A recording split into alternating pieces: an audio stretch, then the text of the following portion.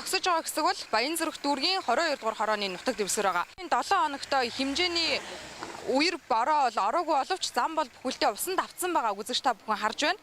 За энэ хэсгийн зам засварын ажил бол хойш ийм зам бол эвдрэлтэй байгаа гэдгийг бол энд оршин суугаа иргэдийн зүгээс хэлж байна. За учир шалтгаан нь юм бол 100 м орчмын цаанаас булгийн их оргилж байгаа учраас яг зам засварын ажил хийгээд ч энэ хэсгийн зам бол одоо байнгын эвдрэлтэй иргэд бол хохирох тохиолдол гарч байна гэдгийг бол хэлж байгаа юм а.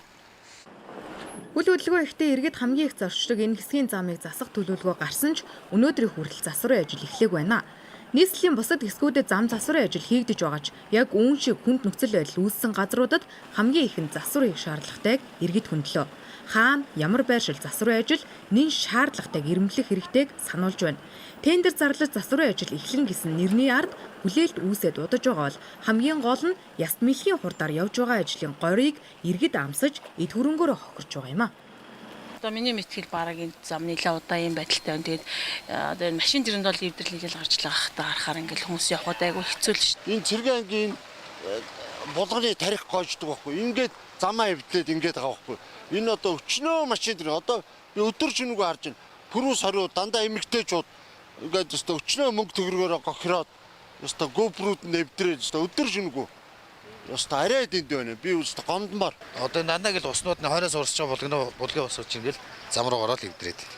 Энэ булг нь одоо нөгөө хизэнээс ундарсан гэсэн үг. Энэ наадмын дараагаас ерөөсө бороо их ороод хөөч угаасаа булгтай байсан газар. Засаагүй ерөөсөө наадмаас өмнө зассан хальт. Энэ нойтын үн дээр навчид асфальт хэвсэл яваад гисэн. Тэг 65 дугаар сэргийн ангийн ойролцоо 3 байршилд усны ундрах шинээр үүссэн байна. Усны ундрагын урсцыг өөрчилсөний дараа зам засварын ажлыг хийхгүй бол авто замын засварын ажил амжилт олохгүй. Энэ мэт шалтгаан тоочж явсаар хүйтний уйлрал хаяанд иржээ. Энэ жил зам засварын ажилд ойрын 10 жилийн хугацаанд хийгдээгүй томоохон хөрөнгө оруулалт тусгагдсан. Нийт хөрөнгө оруулалтын төсөв төртөг 16 их найд, санхүүжих дүнг 2.2 их найд болж нэмэгдүүлсэн ч иргэд эвдрэлтэй замаар явж эд хөрөнгөөрөө хохирсоор байна. Цаасан дээр байгаа ажлаа амьдрал дээр хурдан хэрэгжүүлдэггүй бодит жишээг бид иргэдийн мэдээлэл их сурвалжийн аргаар харууллаа. Тиймээс бодит байдал дүгнэлт хийж зүгээр байгаа боржуур солиод байдаг шигэ хурдан шуурхай тэгсэн хэрэн чанартай гүйцэтгэлтэй ихийг иргэд шаардж байна.